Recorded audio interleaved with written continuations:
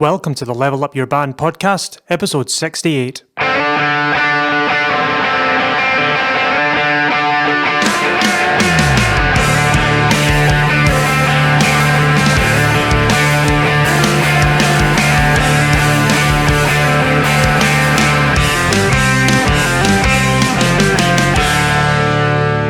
Hello, and welcome back to the Level Up Your Band podcast. We are here live. Oh yeah, in the studio. I know, in person, not over that blasted, terrible app that I've had to use. We've had to use for a year. Zooming. I've been zooming since first week in March. No, actually, because I moved in with you for 5 weeks. Yeah, for 5 weeks. Yeah. So yeah, it would have been May. I think I moved out of yours in May, so it's May 2020. Yeah, That's a year. it's been a year. Yeah, That's all be a year just now. That's the first time I've done a podcast in person. Wow, surreal. Let me just drink my coffee. Yes. I just absolutely tanned it because it's the first time I've had real coffee in about a year as well. Yeah, instant coffee's not. Instant coffee is just. I'd like at this point I was just drinking it for the caffeine hit. That's all, which is so sad. But anyway, Yes. So it's just a bit surreal. I had to spend, just before Julian came to the studio, I had to spend like an hour trying to figure out how I was going to capture video, because I remember when you were here last time, all I did for the YouTube and Facebook stuff was just have the logo. Yes. And that's not very interesting to look at. So we've been using the Zoom footage for all the videos. Yeah. And I was like, okay, I need to film this now. So I had to go and buy software for my phone to capture the... Yeah. So now we're in glorious 1080p. Mm-hmm. Just you wait until we can start recording in 4K. Oh, no, that's totally not necessary. No, it's not. I don't even have a 4K telly, so what's the point? I know, right? So today, I didn't tell Julian, I didn't send him the notes because I don't need to. He's right here. So today, I kind of told you about it last week. Yeah. So I was editing yesterday the episode on American football. Oh, right. Yeah. So I was editing that. That's going to come out as of recording this tomorrow, which is actually 3 weeks ago. I'm excited to see what people think about that one. Yeah. So the thing that struck me the most, like just from listening to it, it's quite fun because obviously I do the podcast with you and then I have to edit it and listen back to it. And I listen back in real time because Cubase is stupid and doesn't allow me to edit at 1.5 speed or 2 times speed, which I would prefer. But hey ho, whatever. I get to listen to it again. And I actually pick up things that I didn't pick up at the time and I wish I'd done differently or whatever. But I decided to do an entire episode on something that I kind of overlooked and didn't really talk about, is the fact that the band wrote, rehearsed and recorded an album, then broke up essentially. Yes. And for some inexplicable reason, you said one of the drummer was like a school teacher or something. He was like doing his PhD. Yeah, and he was approached by someone. Yeah, he was working as a college professor, and he was approached by a student, and he was like, "Oh, listen to this," and he was just like, "Oh, look, it's me." Yeah, and he's like, "Oh, is this doing well? Is this what the kids are listening to?" And he didn't know. He had no idea that his music was being listened to by anybody. And that's like from the interview, like that's more or less the way he put it. That's how I understood it, was that he just had no clue. It's like that it had that much of a cultural impact, you know. And he was completely oblivious, which I think is absolutely hilarious. Yes. But I think that's it's quite nice though, because it means that there was clearly no ego at all. It was just pure creative music endeavor, just for fun. Like every single gig, they just treat it as like it's a total blessing. Like it's just it's basically like a holiday for them every time they get to go on like a tour. It's they just love it. Holiday. Yeah. So I was thinking like, like obviously back in their time, they didn't have the tools. Yeah, late 90s. For like we have the tools now that we can tell how well we are doing all the time. Yes. So there was this quote I came across. Don't know who it's from. It doesn't really matter. What gets measured gets managed. So what it basically means is if you can measure it, if it's like some sort of data point, some sort of thing, like the speed you're going on the road, or the amount of coffee beans you buy in a month, or like if you can find a data point, or you can measure something, then you can manage it. Now, if you're running a band and you aren't measuring aspects of your band, whether it's your band's income or the amount of songs you write or the amount of rehearsals you book or the amount of merch you sell, you don't have a way of managing. You can't manage it because you don't know it exists. Like American football, they weren't measuring how successful they were becoming, and therefore they weren't managing anything, and things were happening, you know, in their world that they weren't even aware of because they weren't measuring it. So I'm thinking, like, in a 2021 perspective, what can you measure in order to manage your band better? So that's kind of what the episode's about. Okay.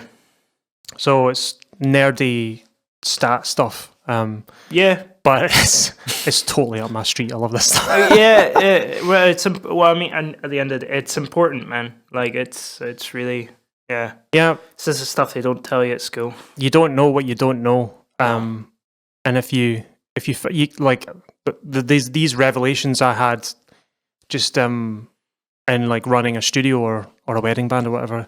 You find out things about your band that you didn't know before. You go, oh no, like I could have made so many different decisions if I had known that earlier. It's like every month I get an email from Google saying how many people viewed my studio on Google. Right.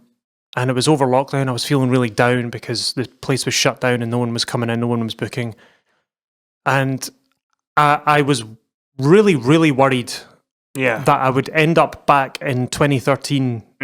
Back at the beginning. Where nobody would book. Yeah. Because back 2012, 2013, when the studio opened, I wasn't busy.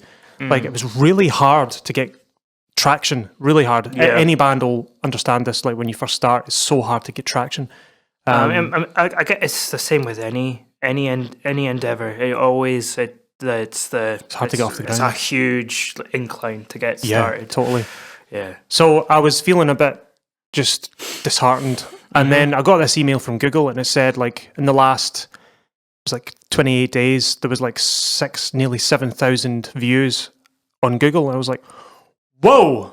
And I'm not even paying for ads or nothing. That was just pure organic, and I was like, well, that was a huge like sigh of relief, like, because I was worried like things would open up and no one would book again. You always have that in the back of your mind that, oh, what if nobody really liked me in the first place and it was just all like my pals and my friends, and like it's victim mentality. It was actually just me that viewed the website 7,000 times.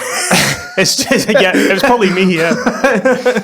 So, and then obviously lockdown lifted and then people started booking again. I was like, oh, okay, right. So I put my mind at ease knowing that little piece of information. So that's just a wee kind of example. Totally, So I'm going to put it in crappy like business terms because why not? They call them for these different data points, you might say, they're known as key performance indicators. Such a horrible like, oh, you need to get your key performance indicators, and then it's it's what they're called. If you can think of a better name, please come up with something. Basically, a key performance indicator is like, I think of it as a scoreboard. It's got. Or like if you're keeping playing with the theme of the podcast, it's like a video game. it's like a video game, like a scoreboard or a stat sheet for your character or whatever. Yeah. Right. So these are performance. So it's how's your performance? Is it poor? Is it what? Where's your metrics? So you can have different key performance indicators in your business or in your band or in your whatever. And these obviously relevant to different things. And you can look at your scoreboard, if you like, or your stat sheet with all your key performance indicators and see how well you're doing from how well you were doing a month ago or a year ago, because this is all time relative. Because if you just, it's like, for example, if you turn up at a racetrack, right, no one's ever raced a racetrack before, and you do a lap and it's 1 minute 34, you're like, good, bad, it means nothing. Yeah. It's completely, it lacks context. You need to have time. Yes. Because 134 may be really fast, but also may be really slow. Yes. So you need multiple data points over time. So that's what this whole thing's about. So you start measuring how each key performance indicator is doing over time, so you can see how well you were doing before. And this kind of plays in as well. A big flaw of bands in general and people, myself included, is you spend too much time comparing yourself to others instead of yourself. Oh yeah, and it's always like, it's always people like that. I don't know. It's always bands like, I don't know, Metallica or something, or like, bands that are already really big. It's just ridiculous. It's just silly. It doesn't really Instagram help. drummers, Instagram bassists. I saw a guy on Instagram the other day, a drummer. I was like, right, I quit. I'm done. Yeah. It's like, that's too. He's too good. I can't be that good. And I'm like, shut up, Gavin. Shut up. Yeah. At the same time, the way that I view that kind of stuff is that everybody's just kind of doing the same thing. Like all the guitarists tap, all the bass players slap, and all the drummers play really weird out of pocket stuff, and like that's all I mean, I'm overgeneralizing, but yeah. Yeah, I think as a rule, just compare to your past self. Yes, yeah, totally, and also compare yourself to it's about healthy. It's about being healthy with your comparisons, right? So choosing attainable goals, right? Yep. Like I look up to so many different bass players for different reasons, and like I've come to a point where I'm not gonna be as much of a monster as like Jaco Pastorius was, but that's because I'm not Jaco Pastorius. Does that make sense? Even though you have the same initials. Even though we have the same initials, yes, and even though we're both just as handsome as each other, no, like you can still look up to something and aim for something, but just don't beat yourself. And I'm not trying to imply this whole like, oh, you'll never attain that, but you can still look up to, like, it's a kind of a it's a nuance. You have to kind of reach a nuanced sort of position of like, I don't know. It's the perfection thing. It's striving for perfection but never achieving it. Yes, but striving for perfection is better than not striving for perfection. Or you can look at it the other way, as am I better today than I was yesterday? Yeah. Which is another way of viewing it. Yeah, totally. Instead of looking up and going, I could be there, looking back and going, I was there and now I'm here, is also a way of doing it. Yes, 100%. Yeah. So it's a healthy attitude of healthy mixture of both. Like, we're all running our own race. There's no point looking at someone else running their race and going, I'm not there.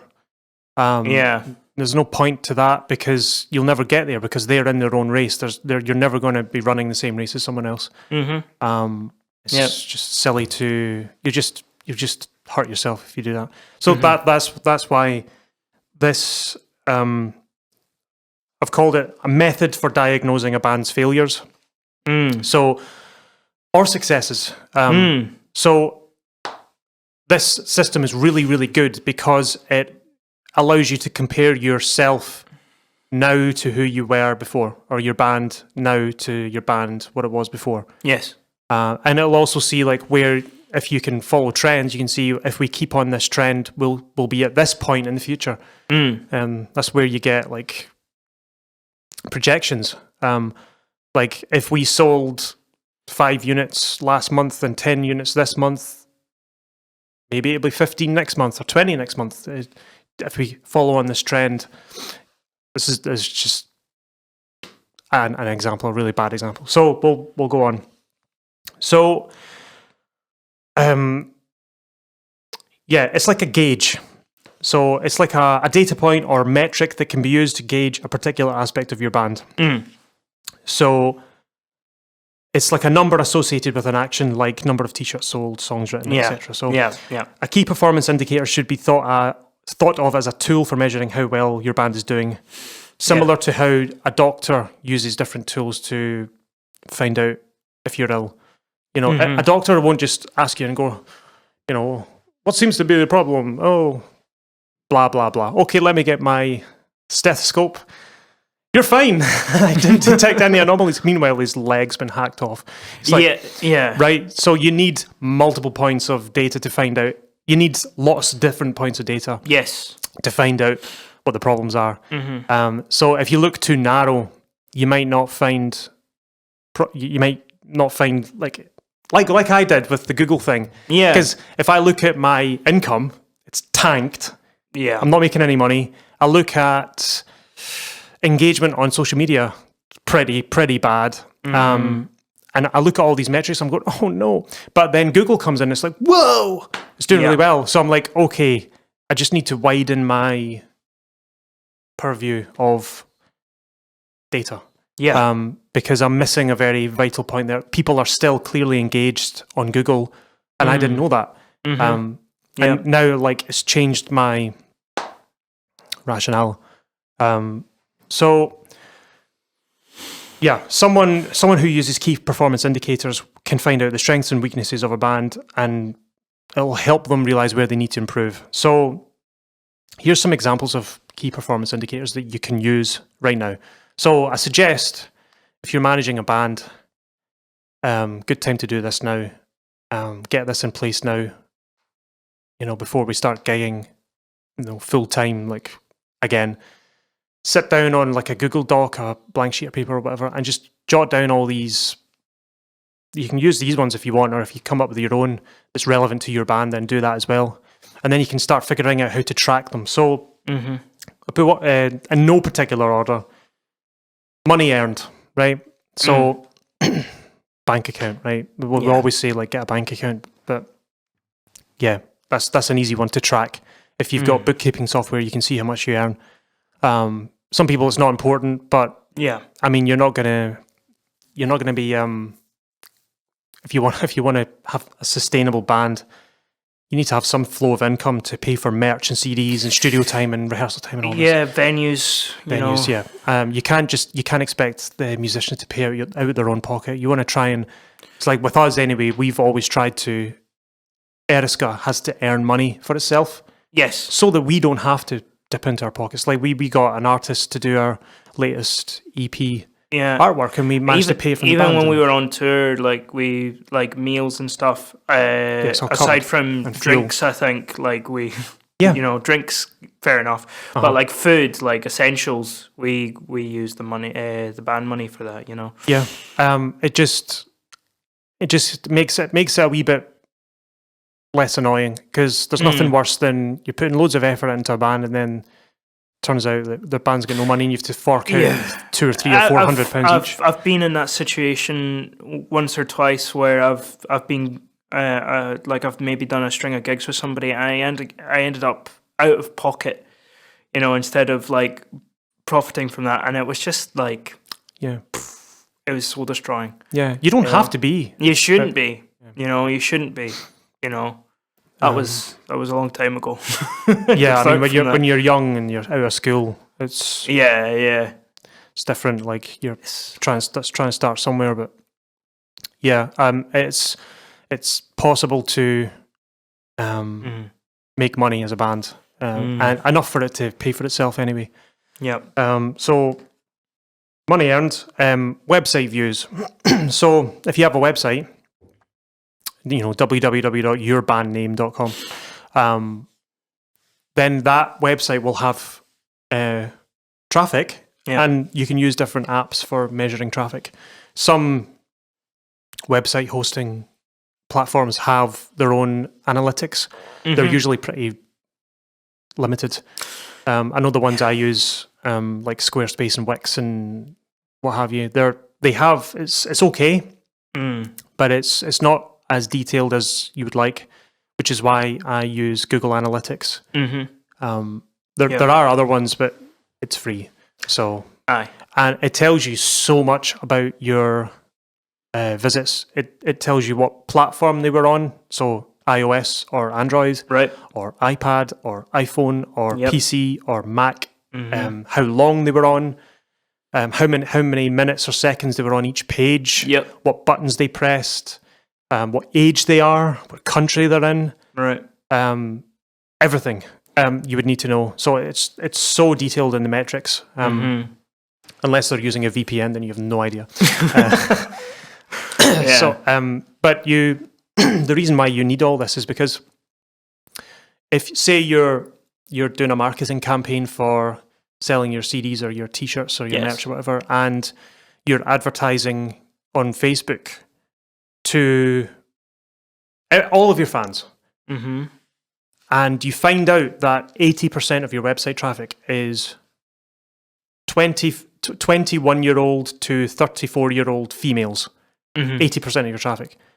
That's your 80% of all your traffic is that demographic. You think, right, maybe if we tailored those ads to that specific group, we could 80-20 principle this problem and get rid of the 80% of money we're putting towards a demographic that's not buying T-shirts and put all our money onto the ones that are. It's been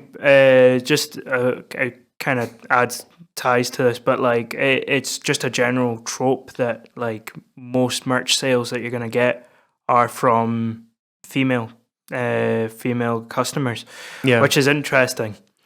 I actually saw that on most surprising place. It was a PewDiePie video. He was talking about merch, and he was just like, "Yeah, all the people that buy my merch are women." Thank you. Like, department stores figured this out years ago. Oh, yeah. They 80-20'd this immediately. They found that 80% of their revenue was generated by women.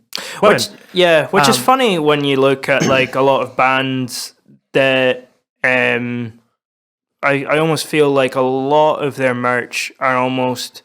I think this is more of a problem with bands that are specifically just men. If you know what I mean, a 4-piece. They're all men. Like your initial reaction is to market clothes to men because but actually it's kind of the other way around. I'm not saying that if you're in a band you need to make all your stuff, you don't need to go down this whatever stereotypes you think. Like but add in like a female tee, like a woman's tee, or do more unisex stuff or something, not strictly men's t-shirts and that kind of thing. It's like what the the department stores did. The reason this is in the top of my mind is because I was shopping about a week ago, I'm an observer. I just look at I like to know how things work, and I look around, and it's just who I am. And every department store in history, right now, men is always upstairs. The first time you walk into a shop, it's always a women's. Yeah, it's always on a different floor. Why is that? Because the women walk in, they buy, right? Whereas the men don't make up the most of the income, so they go upstairs. No, we go every 5 years or something like that. They prioritize their biggest customer, which is the women, and they put that at the door. Yeah, makes sense. That's how they've figured that out. Yeah, even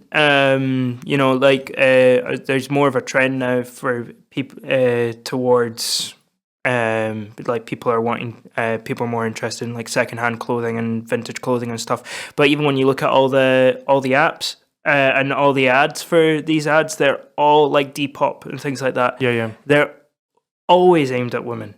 Right. Always. Yeah.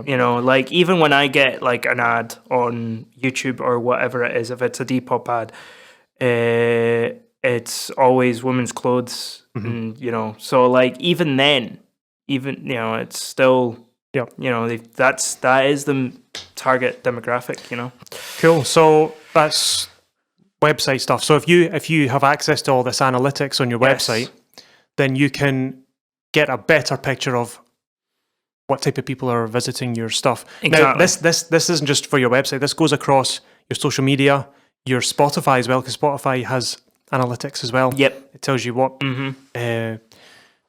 type of people are listening to your stuff, provided that they part with that information. Does it tell you? It tells you similar artists as well that people listen to. You know, people who listen to you also listen to this person and this person. What gathering this data does is it informs your decisions when you're making ads and paying marketing for like Facebook and Instagram and stuff, because you do not want to waste money on ads, and you can waste money fast, because if you're advertising to, say, you could be like, we'll go back to the 80-20 principle, you could be spending 80% of your money to encourage 20% of the audience. But if you find out where the 20% is, so 20% of the money you spend constitutes 80% of the results, you need to stop focusing on the 80% of your money to only yield 20% of the results. So you'd eliminate that completely, which is what department stores do by putting men's upstairs.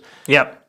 Or finding out that if you look on your analytics, that seems to be, I don't know, German men over 50 only like they buy like 70-80% of your merch, then just cut everything else out like as much as you can, so that you can just deliver to that audience, and your yields will go up or whatever. It's a very business-minded way of looking at things, but we're primarily talking about marketing in that sense.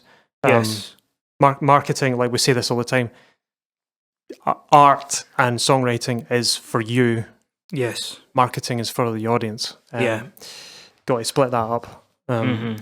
So it's like, this ties in social media follows, Spotify streams. All of this data needs to be measured so that you can better manage your band, because this information is important. If you don't want to be wasting money, especially if you're paying ads. Another key performance indicator would be gigs played. Now, this is over a period of time as well. So like money earned per month. Gigs played per month. Spotify streams per month. And you can also view this. You can look at future dates as well, to kind of like, I'm thinking about bands now that have like not gigged for a year and a half. You know, like another way that you can measure it is look at how many of those gigs have been rescheduled and how many more gigs you're getting. Like, as an example, that I'm thinking about this, is just my wedding band. We had a bit of a sad year last year because everything just got cancelled. Just like that. And it was just like, oh boy. Just Thanos. But that, totally. 100%. But then we had a look at 2021, the later half anyway, and particularly 2022, and we kind of got very pleasantly surprised, and we were actually like, things are actually looking up, you know, and we've gotten so many, we've gotten loads of, like rescheduled, lots of rescheduled gigs, and not to mention other rescheduled gigs. We've got other gigs that were supposed to be for other bands, but they couldn't do it anymore because they already had prior commitments in 2022, 2023. So that's how far in advance some people can book. Which is, so we ended up getting loads of gigs off the back of that. Not to mention that the scary thing that's happening now is that people have kind of put off booking bands. So we're now suddenly getting surprise bookings out of nowhere. Phones are, according to our agent anyway, phones are just constantly going off. People looking for last minute bands, which is insane. But I know that's wedding bands. This is a totally different thing, but it kind of ties in. Look at future dates as well, and it's future things are in the diary. In the diary that are going to happen in the sort of what's the word? Pipeline? No, like recent future, I guess. Yeah. Is that right? I don't know, man. My English Near skills future. have like near future. That's it. That's my English skills have like tanked because I have I don't speak to anybody. I hardly speak to anybody. I noticed that in my live streams. I'm just with John. I'll be trying to explain something, and my brain just freezes. Yeah, it's weird. Yeah. I'm kind of the same, but yeah. Yeah, I mean, like English is my first language, though. So yeah. English is but like it's like my first-ish language. Really, it's not really my second language. It's like up there with Spanish almost. They're kind of both joint at the hip. But yeah, I've noticed that it's sort of been dipping a little bit, and it's just stupid stuff, or I say really archaic things as well, and. Yeah. Anyway, that's beside the point. Cool. So another one, like you can write all these down if you're trying to follow this. Yeah. Like gigs played, songs written per month. Oh yeah. That's a big one. And write this down. Mm-hmm. Like actually document how many songs did we write this month? How many songs did we write this month? One. None. Or I wrote one. Oh, you wrote one. Well, no, not this month, but like in the year, like I wrote one. No, it's pathetic. Isn't it?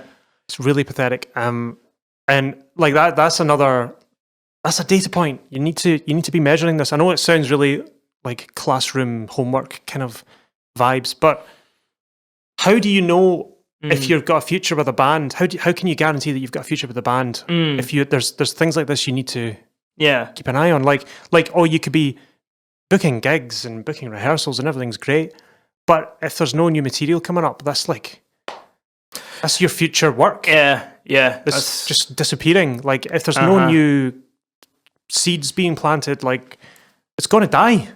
You can't just keep playing the same material forever. No. And I'm definitely preaching it myself. Yeah. I'm with you, and I agree. Like, it's like no one. Yeah. I don't think anyone would think it's tough because at the same time, to write good, compelling music, you do need that, and I've noticed that you sort of need that musical, social enrichment that you get from playing, especially if you're writing music for a band.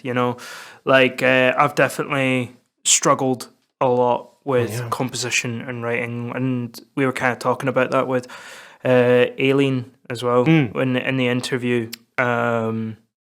She kind of brought that up, but I think it's going to be tough for a lot of bands just because they won't have. Yeah, I mean, like, there's not much to write about. It's difficult to find things, like lockdown. Yeah, exactly. Like, but if you haven't written songs in like a year and a bit, start writing stuff, even if it's total mince.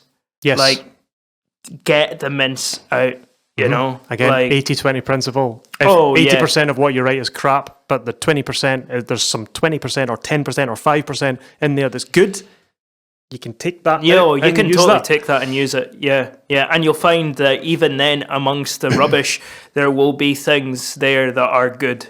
Yeah. So. Yep. So, write down. We've got. Well, I attempted to make that for our band about 2 years ago. It was like an Eriska progress sheet of what we wanted to accomplish in the near future and what we were doing. I didn't quite go into depth as I should have. I'm maybe going to do that just based on my own advice. Write down like how many songs did we write this year? How many rehearsals did we book this year? How many songs did we record this year? How many gigs have we played? Like all the actions we take as a band, I want to know the metrics there, because there could be a sharp decline in something that I'm not aware of because I'm not measuring it. That could be a symptom of something that we're not even aware of. Yeah. So we've had problems in the band arise that we weren't aware of, where people were confused about their place in the band and they felt, a little bit sad or bad about their position in the band, and it was all based out of miscommunication. And and we addressed, we had no idea that this was a thing because no one would communicate what was going on. It's like weird band politics stuff. I've had this in multiple bands. Yeah, it happens a lot. Yeah, and it's because like lack of communication. Yes, we just don't know that it exists. Yeah, it's more of a. I guess part of it is kind of it's a cultural thing in Britain anyway. British people don't like to make a big, particularly Scottish people don't like to make a big song and dance about things, like it's just very much, keep it to yourself, carry on, keep going, rather than like, actually, I'm not so happy about this, or, could we change this or whatever, Yeah. Yeah. I know most of our listeners are in America. Is that right? I don't know much about how you guys are with that. I get the feeling Americans are more outspoken. Yeah, I think so. I don't know. You can let us know. I've never been. I guess it's such a big country. It's like must be like regional as well. Yeah, of course. So. But yeah, you're correct. And now, as well as like actions you take as a band, where if you look on a sheet and you see like over the last 12 months or 24 months, you've seen a sharp decline in the amount of rehearsals. Oh yeah, you can go, maybe you weren't quite aware of it. Maybe you kind of felt that you were doing less rehearsals, but you weren't fully aware of it. But it's not till you actually see it in front of you. Go, we need to increase rehearsals, or we only recorded 5 tunes this year, whereas the previous year we recorded 13. Like that, maybe we need to record some more songs or more music. It informs your decisions. Yeah. And same in the merch front. Yeah. We've, in the last year have sold 100 t-shirts, whereas this year we only sold 25. You're like, why is this happening? Like, let's look into that. Yeah. And this might correspond with a decrease in website traffic. You might find that there's a correlation between two graphs. Like you go, less sales, less income, less streams. It's all correlated. And it might be a design thing as well, like or a color thing. Like sometimes or a gig thing. Like it does tend to be that if you have t-shirts at a gig, people will buy t-shirts. That's true. But you'll definitely see that a lot. Like certain designs, like if you have more than one design, you'll notice that one of them is way more popular. Even just an item is really popular. Like I think really popular items, more popular than t-shirts, although they are more expensive. Like hoodies, hats as well. Hats are popular because they're cheap. Yeah. But a hoodie is long lasting. You buy a hoodie, it could last you, if you take good care of it, 5-10 years. Yeah, easy. I have a hoodie as an example that I bought ages ago, and it's messed up, but it's done me great. It's not a band hoodie, but you get the idea. Don't be afraid to get things that are more expensive, because you'll be surprised at how much people will be willing with regards to merch. I think buy. Just with regards to merch, if you're starting out with merch, start with maybe like 5 or 6 items. Go like badges, beanies, t-shirts, hoodies, and mugs, for example. Yes. Do all that, right? And then take a detailed note of what sells over a period of time, maybe a year or two, if you're doing lots of gigs and you've got online stuff. Yeah, get people to, like, a tally isn't hard to do, of how many beanies you sold compared to how many. Yeah.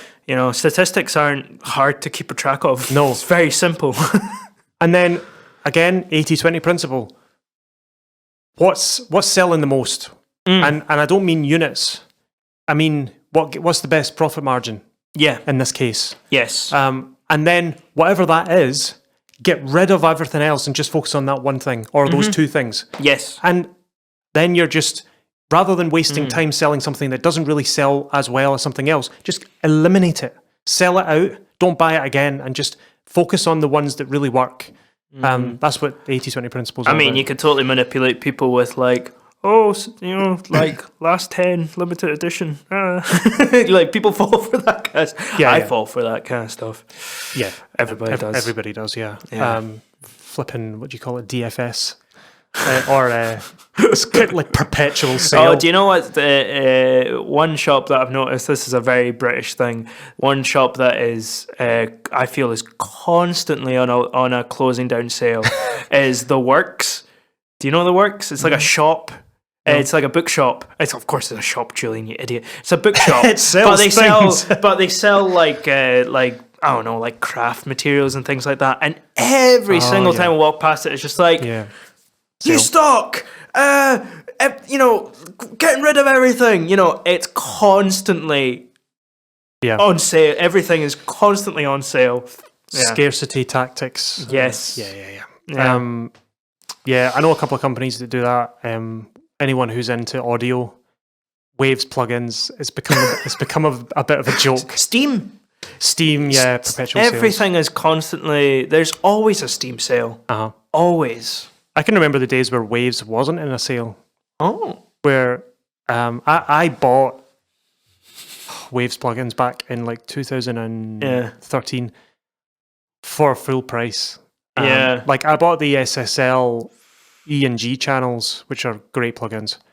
I don't use them as much anymore, but I used to use them all the time, and they were like £250 for that. And I used it on everything. And I still occasionally do. It's a great plugin. You can now get it for like a tenner. It's like 20 quid or something. And it's all the time. It's always on sale. Or you can just do a Spitfire audio and just like make people wait 14 days to get I got it. Oh my goodness, it's so good. Like the strings. I know. Sound great. Everything. Is that the BBC Symphony Orchestra? Yes, it is. It's fantastic. It's all the horns. The horns sound beautiful.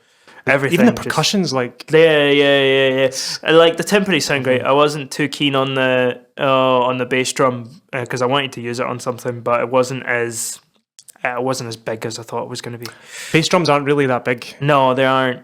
See, when you hit one, you expect a proper thump, but it's usually more kind of rumbly than anything else. Yeah, it's yeah.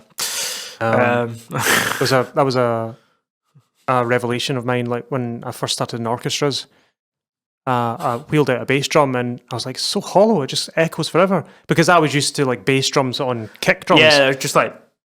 It's because they have pillows in them. Jazz drummers don't put pillows on them, and they sound like toms. I hate it. Boom. They're horrible. I don't like that sound at all. Yeah, how did we get on some bass drums? My God. So yeah, if you can think of any more key performance indicators, let's try and think of some. Right. So I'm trying to let me think. Something that would be relevant to a band's health. Do you know what? It seems silly. Just came to my head, and I think kind of ties back to how satisfied is everybody in the band. Like general GBH, general band happiness. Oh God. But like it seems, it's really important. It kind of goes back to. Something that my bass teacher said. Liam, when we had that interview with him, he mentioned it. It was just like the criteria for taking a gig is the hang good, is the music good, is the pay good, and you need to have two of those to justify taking the gig. Yes. But with a band, I feel like, especially if it's with friends, like band member happiness and satisfaction is so important. Like you'll be doing well when everybody is pretty happy and is satisfied, even when you're not making any money, and even I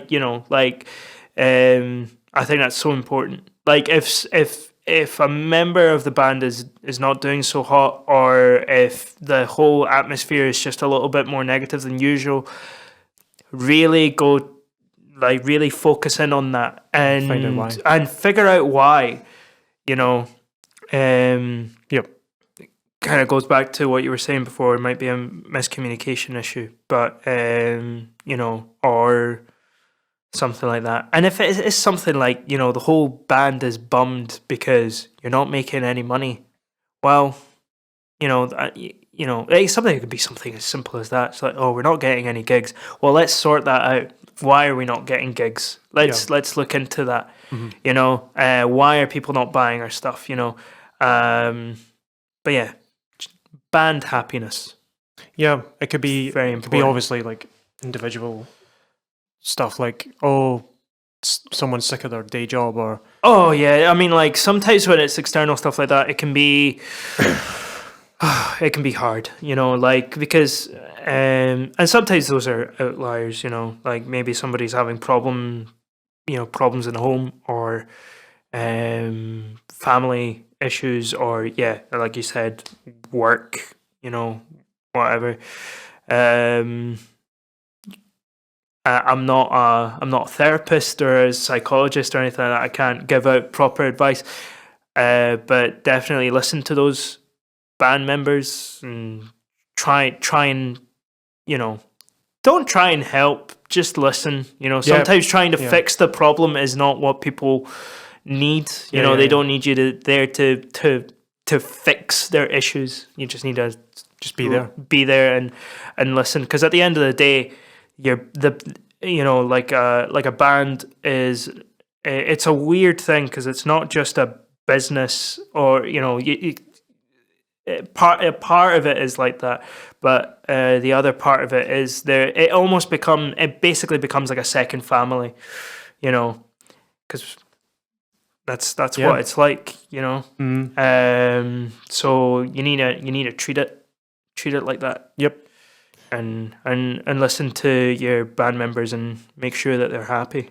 Morale is so important, Yep. Keep focused on a thing to do. Yes. Obviously, this strategy helps as well, trying to figure out what you should do. Yes. Because if you've got multiple balls in the air juggling things, like I mean, there's so much to think about when you're in a band. Like you've got songwriting, rehearsal dates, recording dates, merch, aesthetic, art, gigs, art, stage presence, what we're going to wear, instruments, money, banks, conflicting times, and all this stuff. And it's endless. Yeah. Touring and it's so much to think about all the time. So with this stuff to figure out like where are the strong points and the weak points of your band. Yeah.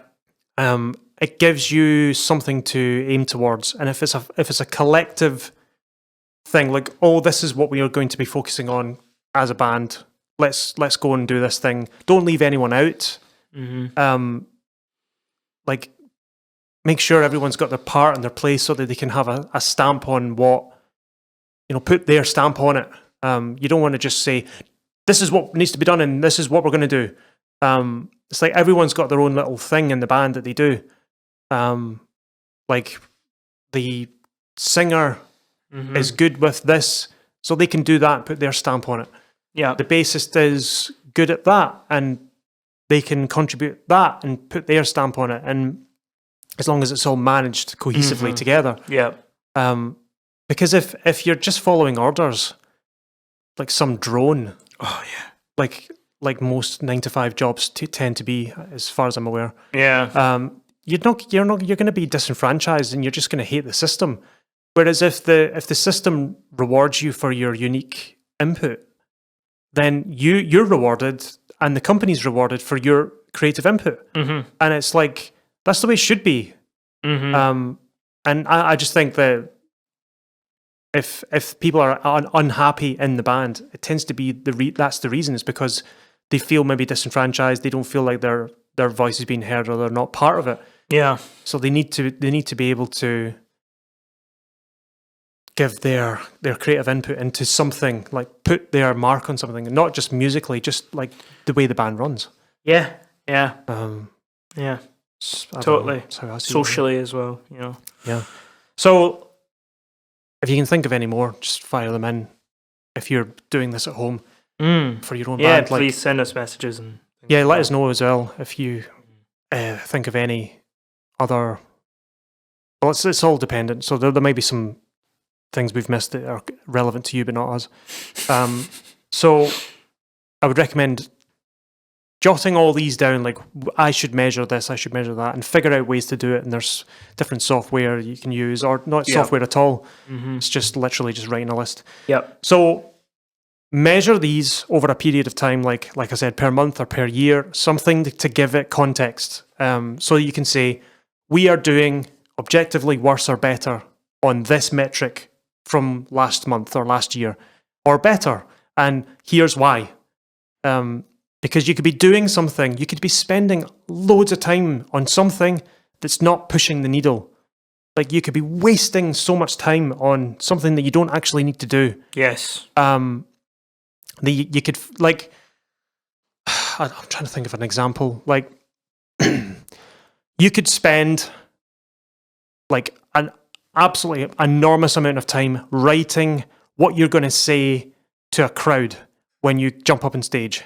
And then you find out that if you had spent literally zero time at all and just went up on stage and just came up with something on the spot, it might actually be more natural, better, and you've not wasted time planning something. That's one example. Yes. So figure out what you're wasting your time on. So for example, if something is doing really well, maybe you can donate less time to that and something to something else that's not doing so well or whatever. Yeah, and do you know what a lot of it is? Don't rely on assumptions. Don't, try and collect as much data as you can, and don't just assume things. She could be wrong. Don't just assume that, I don't know. I'm thinking of something really dumb. Don't just assume that if you are in like a black metal band or if you're in a punk band that all your 80% of your audience is going to be male. You don't know that until you actually look at the data itself. It's just, I think that's where a lot of the problems kind of come from. It can just be assumption. Like the example you gave there about preparing a speech, you're assuming that you're going to have a hard time, Yep. You don't know that, and you're assuming how the audience is going to react.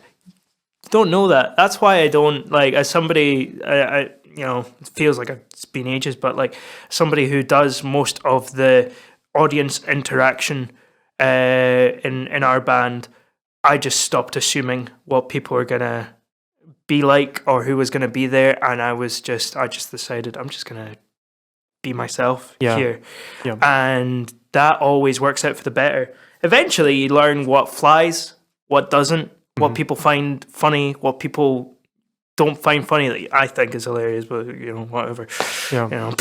So there's a negative to this as well. Yes. This can get into micromanagement territory, which I despise. I hate micromanagement. It too. I hate bureaucratic micromanagement. I think it's just the bane of human existence. Stifling. It's horrible. So you don't want to be taking this information and going to the nth degree to try and squeeze every little bit of. That's the other extreme that you don't want to. I'll give you an example. I've thought of one. Back when I was 19, 20, I started a Ceilidh band with my pal, Rob Shearer, who was on the podcast. Yes. About a year ago, roughly, maybe June. And we wanted to do a Ceilidh band. It was. Yeah, so just to make a bit of money on the side, do some gigs and Ceilidhs. A Ceilidh is a Scottish country dance band. Yeah. It does weddings and things. So we got our band together. Yeah. Took us a wee while, but we got a lineup we were happy with, and we were looking for tunes to play. So we had Aileen Sweeney playing accordion for us, and Aileen is not. She's not a trained trad accordion player. That's not her tradition. She's a classical accordionist by profession. Yeah. So we had to. She knew some traditional Scottish tunes and stuff for Ceilidhs, but not a lot at the time because she was quite young. So we decided to go and find tunes. So we were finding like old books from like filled with like traditional Ceilidh tunes, and I spent hours looking through old books and going into my grandparents' house and finding old Ceilidh tunes and stuff and old, right? It took me flaming ages, right? So I had to go and take them all out, photocopy them, and then write chords on them because they were all old. They don't have chord symbols or anything because I was playing keyboard at the time. So I had to go and like basically transcribe and send them over and then arrange them, saying, oh, we play this one twice and then this tune twice and then this tune 3 times and blah, blah, blah. And I spent for every 8 hours of preparation constituted 5 minutes of music or whatever it was. It's like 10 minutes of music, right? It's ridiculous, right? Yeah. And see now, the way we do it now is the person who plays the tune knows a tune and they just shout out, like, I have never heard this tune before. And they'll just go, real, D. So it's a real, which means it's in 4/4, and it's in D, which means the keyboard player knows. The keyboard player knows, oh, it's in D. Yes. D major. Yeah. 1, 2, off we go. Never heard this tune before in my life, and we'll just play. And then she'll change tune, and she'll just go, G. Oh, and then she wants to change to a jig, which is 6/8. She'll go, jig, or 6/8, and then we move. And we don't prep anything. So the person playing the tune knows the tune, and then the person playing the chords just has to intuit where the chord progressions are. Here's the thing, though. That's just how it's done. That's just how it's done. But we figured out what had already been figured out before. And we were like trying to micromanage Ceilidhs, and we had written music and everything. We would all have sheet music, and it was a disaster nightmare. So if anything went wrong, which it did, our first wedding, we had a guitarist and me playing keyboards. So we had 2 people on chords. Don't ask why. 4-piece. Fine, fair enough. But someone got lost and we ended up repeating a section that, or I repeated a section that someone else didn't, or something like that. Yes. So I was playing different chords from the guitarist. And because... Polyphony, nice. it's horrible. Hell yeah, that sounds great. Right? And it was a complete disaster. And because we were micromanaging so much that when something went wrong, we didn't have any intuition to fix it. Whereas the new system we have is we just let our just creative intuitions just take over. It's so natural. It's so much less nitty gritty planning and more just let it go. Just let it flow. That's the way it should be. Totally. But obviously, find out what's important, and in that case, the key of the song, and the rhythm and the tempo. Yes. So it's like, it's fast. Aye. It's a real, and it's an F. And you're gonna know as well from like what the dance is, like what if it's a Gay Gordon's or whatever. Scottish music's easy. Yeah, there are only 3 types. Well, four types of rhythms. Yeah. A hornpipe, which is a 2-beat dum da dum da. Then a reel, which is dum dum dum dum ticka ticka ticka ticka dum. And then a jig, which is dum da dum da dum da dum. Yeah. And then a waltz, dum da da dum da da. There you go. That's it. You can do a Ceilidh. That's it. Every single Ceilidh tune is the same. Yeah. Yeah, and because it's all diatonic music, it's just you can be really simple with it, or you can go crazy. Yeah. With the chords if you feel like it. Yeah, and because just the way the music works, it's like it repeats. So it's like A section, B section, A section, B section, whatever. Binary. Is that what you call it? Binary. Yeah. Because if you miss it the first time, you can get it the second time. Yeah. A particular chord progression that you're doing, but that's we're getting off topic. But that's just an example of how micromanaging can kill what you're doing. Yeah. So just beware of over managing. Yes. Just let the process happen naturally. But it is good to know your metrics. It's good to know where you're lacking. Yes. And where you're doing well. Yeah. And totally. then act accordingly. Mm-hmm.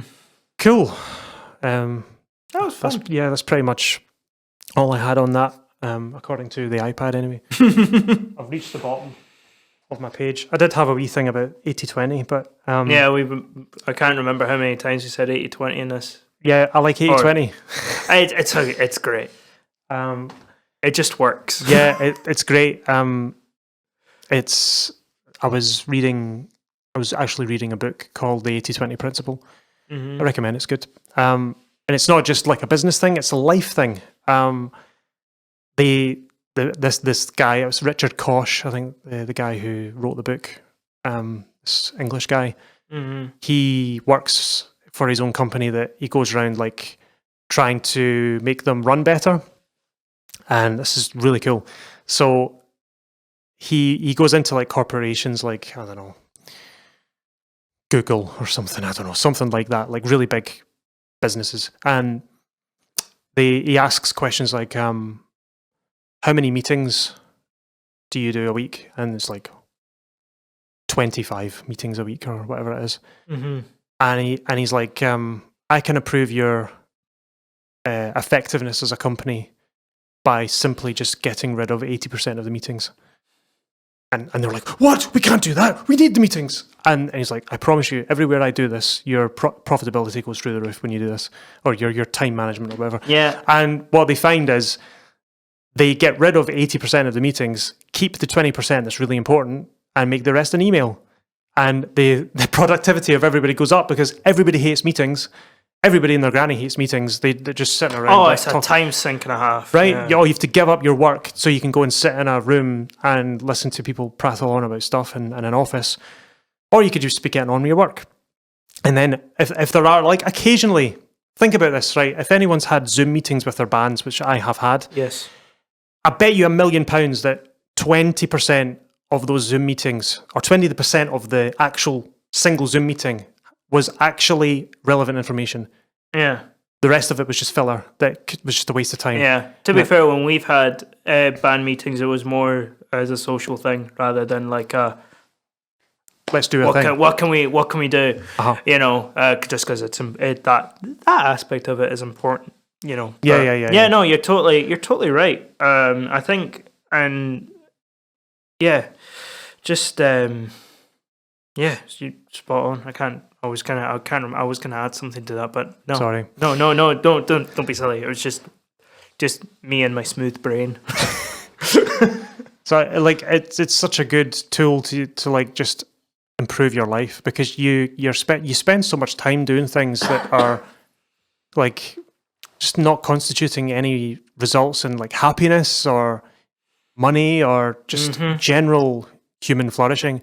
You could be spending so much time doing stuff that really doesn't matter, and if you can literally just cut it out altogether and you'll be better off. Yeah. Do you know, we kind of did that with our songwriting process, more or less. We just last time we kind of made an executive decision of like, let's get about 80% of we 80-20'd it, actually. Yeah. Let's get 80% of the tune done by whoever wrote it, right? So write out parts if you want to, but like have it arranged, bring it in, then we play it through. Then 20% is can we change this? Can I do that? Maybe we could change this here. And then because done. Our time is really precious, because trying to get 6 people in a room is really difficult. It's tough, yeah. So, it makes sense to just have a better plan when you're coming in. Saves time, and you can get to the gold faster, because a lot of the hard digging, to continue the analogy, has already been done by the person who wrote the song. If you just come in, if you're one of those people that just comes in, hey guys, I've got this riff, it's like bravo. Oh man, I've had that. Oh, have you got a chorus? Have you got a verse? Have you got lyrics? Have you got anything? No, I just wrote a sick riff. I've got a sick riff. Great. Come back when it's a song. Give me an intro, a verse, a pre-chorus, a chorus, a solo, and another chorus. Yeah, I mean, and if you're one of those people, like, I'm going to be real with you, I suck at writing lyrics. I just find it really, really tough. Find somebody who can do it and work with them. Yeah, you know? 80-20, Yeah. You know, if you're spending 80% of your time writing lyrics that are only 20% good, Just get rid of it and get someone else to do it. Yeah, totally. That's what Elton John did. Look how it did for him. Like, Elton John's not written a lyric in his entire life. I did not know that. That's nuts. His lyricist is called Bernie Taupin. And Elton John can't write lyrics. And he didn't even try. He just went, I'm going to get a poet that I'm a friend with, and he's really good, and he's going to write all the lyrics, and I'm going to write all the music, and we're going to dominate the world. And he spent all his time on the music, and he spent all his time in the lyrics. And they share songwriting credits. Did you not know that? No, I did not know that. That's insane. As a result, Elton John is the third best-selling artist of all time, under the Beatles, Elvis, then Elton. So it works. Wow. Yeah. Cool. There you go. So, yeah, on that bombshell that Julian didn't know. Next week, any ideas? I don't know. Find out. We'll find out. It'll be episode 69. Nice.